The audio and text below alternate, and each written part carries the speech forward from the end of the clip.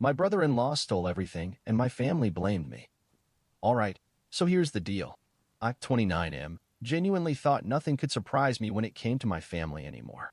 I mean, after years of passive-aggressive Thanksgivings, Christmases where someone always stormed out, and accidental Facebook drama, you'd think I'd be immune, right? Wrong. Because after this last family reunion? Yeah, I'm pretty sure I've been emotionally sucker-punched straight into another dimension. It all started a couple months ago when my mom had this brilliant idea to get everyone together at our old family cabin. You know the kind, dusty, half falling apart, filled with weird smells and weirder memories. It'll be good for everyone to reconnect, she said. Like the old days. Spoiler, it was nothing like the old days. I should have known it was going to be a disaster when my brother-in-law, Evan, 34M, offered to help organize things. Now, Evans, how do I say this nicely?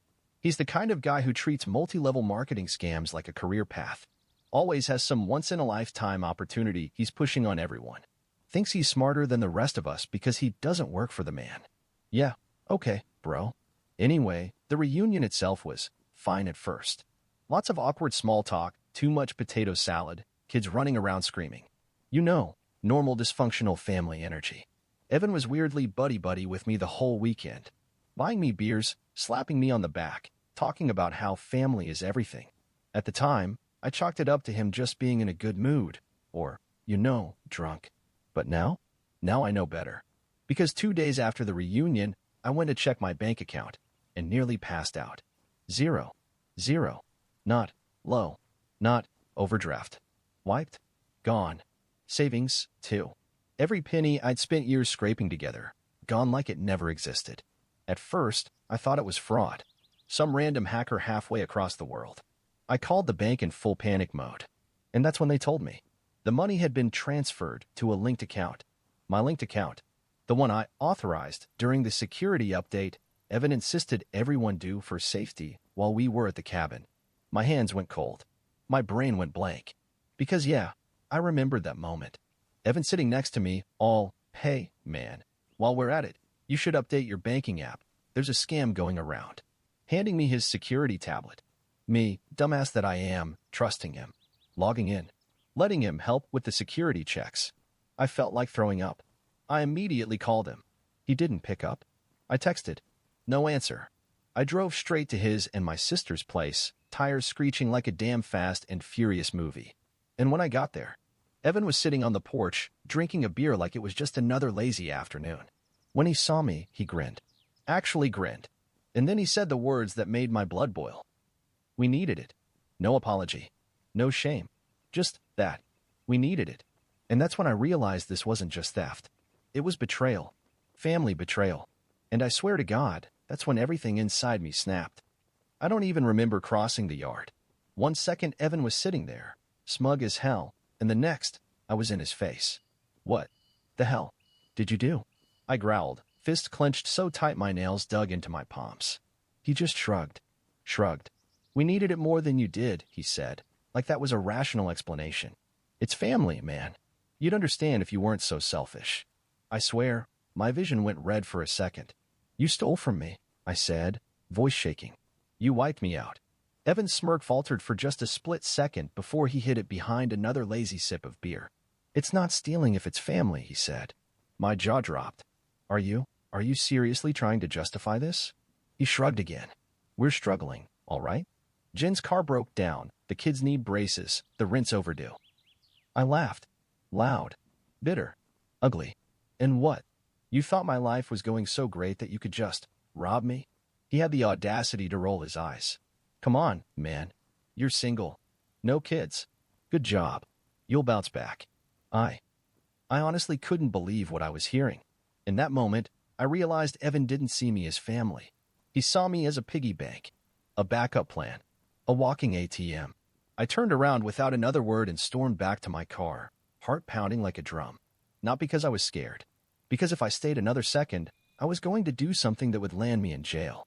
I called my bank the second I slammed the car door. Explained the whole thing. Every detail. The rep was sympathetic, but cautious. Since you willingly logged in and authorized the device, it may be hard to classify it as fraud, she said. My heart sank. But she added, "You should absolutely report this to the police. Right now. Police. Against family." It felt wrong. It felt dirty. But then I remembered Evan's smirk. We needed it. Yeah, screw that noise. I drove straight to the nearest police station, filed a report, handed over every scrap of evidence I had. Texts, emails, screenshots. The officer taking my statement didn't even blink. "Sad thing is," he said, "half the cases we get like this? Family." That hit harder than I expected. By the time I left the station, I was running on pure adrenaline. I knew it wouldn't be simple, that getting my money back would take time, lawyers, maybe even court. But I also knew something even more important. Evan had declared war, and I wasn't about to lose. The first few days after filing the police report were a blur. Waiting, calling the bank again and again, checking my balance like some part of me still believed the money might magically reappear if I just looked hard enough. Spoiler, it didn't. Meanwhile, the family group chat exploded. Evan, naturally, went on the offensive first. He sent this long, whiny message about how I was ruining the family and overreacting and how real family helps each other out, no questions asked. He even had the audacity to pull my sister into it, posting some sob story about how the kids are scared and we're just trying to stay afloat. And, God, my sister. She backed him up. "Can't you just let this go?" She texted. "It's not like you're starving." I sat there, reading that over and over, like maybe if I stared hard enough, the words would rearrange themselves into something less gut-wrenching. But no, there it was, clear as day. My own sister telling me that my life, my work, my stability meant less to her than Evan's hard times. That my entire future could be collateral damage for their mistakes. Honestly, still kinda mad about it. I didn't reply. Not to her. Not to anyone. I let them stew. Meanwhile, the police actually moved faster than I expected. Detective Ramirez called me within a week. "We've reviewed the evidence," she said. "We're recommending charges for theft and unauthorized access to a financial device." I nearly dropped the phone. You're actually charging him?"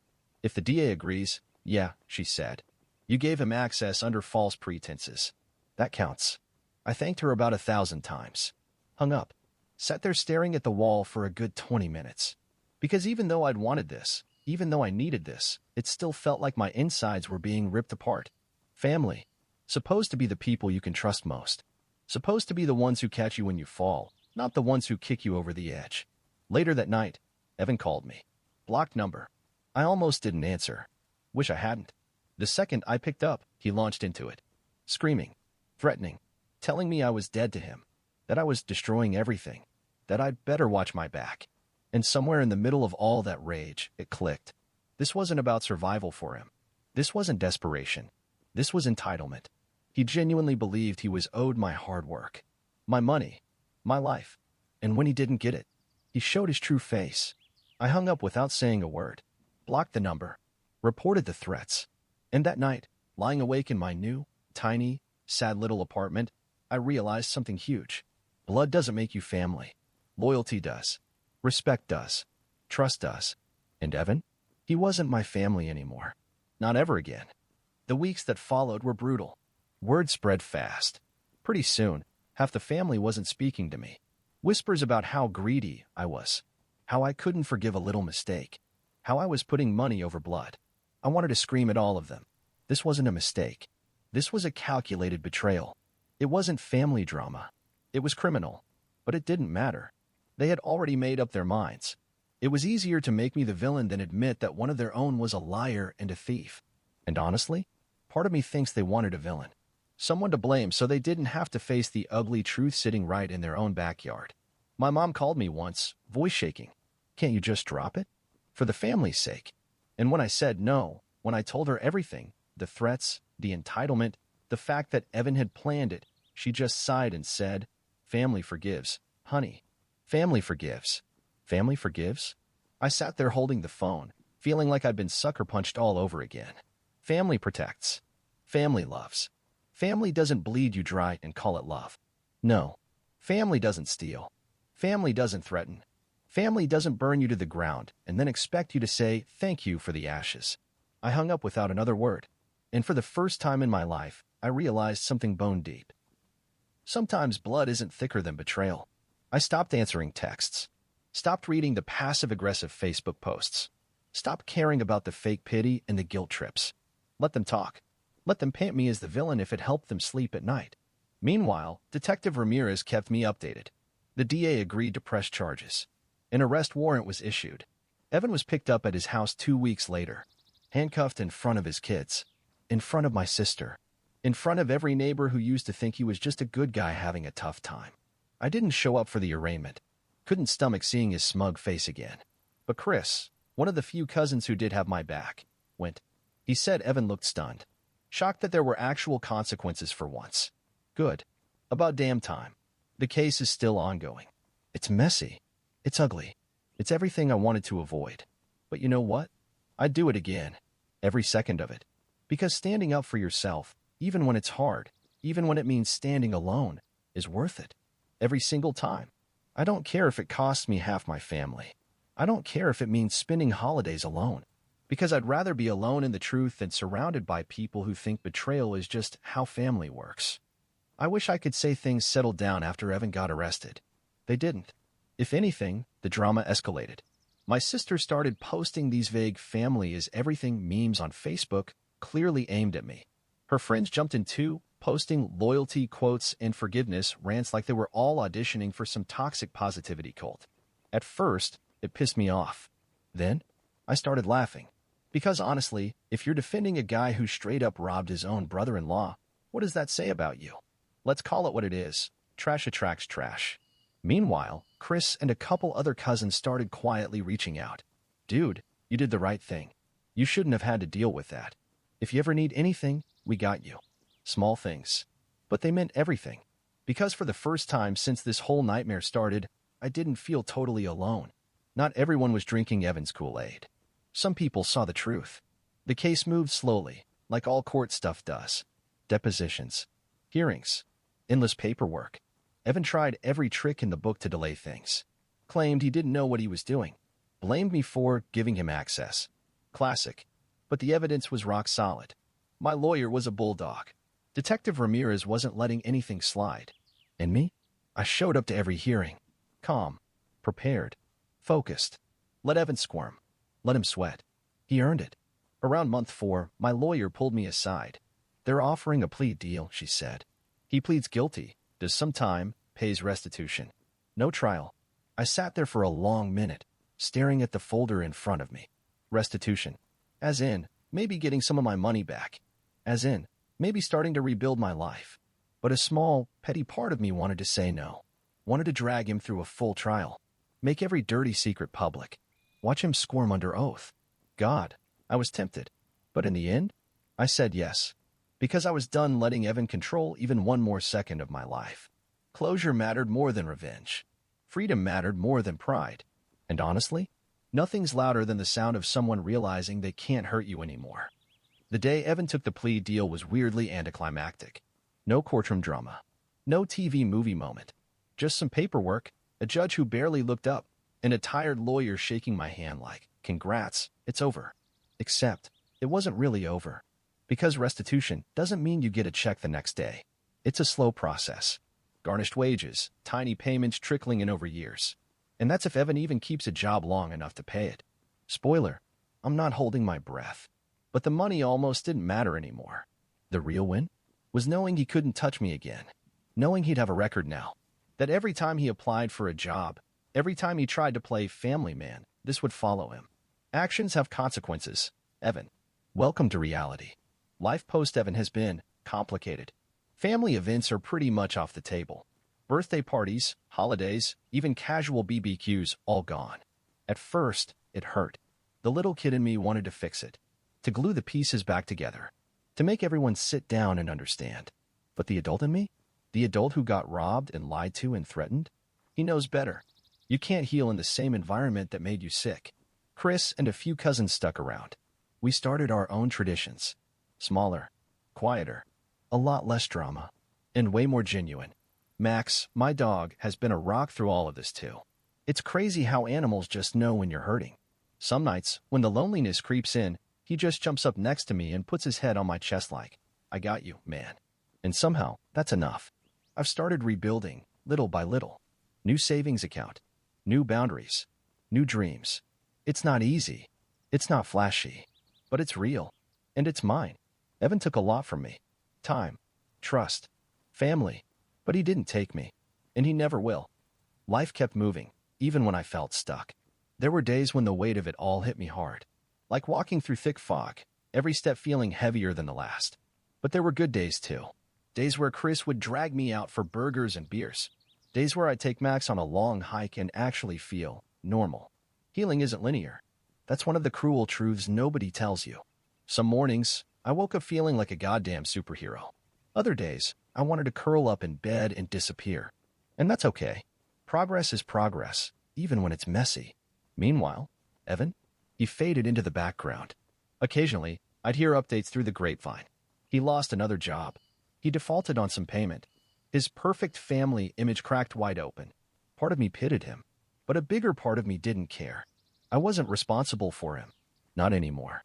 One afternoon, about a year after everything blew up, I ran into my mom at the grocery store. It was awkward as hell. She looked older, sadder. We made small talk. Weather, work, the usual dance. And then, just as I was about to walk away, she grabbed my arm. "I'm sorry," she said, voice breaking. "We should have protected you. We should have believed you." I froze. For a second, I didn't know what to say, because I had spent so long preparing for battles, for cold shoulders and guilt trips, that I didn't know how to handle honesty. Real, painful, overdue honesty. I just nodded. "Thanks," I said quietly. And then I left. No big dramatic hug. No magical family reunion. Just two broken people acknowledging the wreckage. And somehow, that was enough. Because healing isn't about forgetting. It's about learning to live with the scars. And damn, I earned mine. A year and a half after it all blew up, I stood in front of my new house. Small. Cozy. Mine. The moving van pulled away, and Max darted around the yard like he owned the place already. I stood there for a long time, just breathing. No drama. No noise. No betrayal waiting around the corner. Just me. And for the first time in what felt like forever, the future didn't terrify me. It excited me. That night, sitting on the front porch with Max asleep at my feet, I thought about everything that had happened. The family I lost. The money I might never fully get back. The night spent wondering if I was crazy for standing my ground. And I realized something I wish someone had told me sooner. Sometimes, losing family is the best thing that can happen to you. Sometimes blood ties are just chains waiting to strangle you. Sometimes the real family you need is the one you build for yourself, from trust, loyalty, respect. And sometimes, freedom looks a hell of a lot like sitting under the stars with a tired dog and a heart that's finally whole again. So yeah, after the family reunion, I found my bank account wiped. My brother-in-law smirked and said we needed it. But what I needed was to wake the hell up. And now, I'm wide awake. And I'm never letting anyone put me back to sleep again.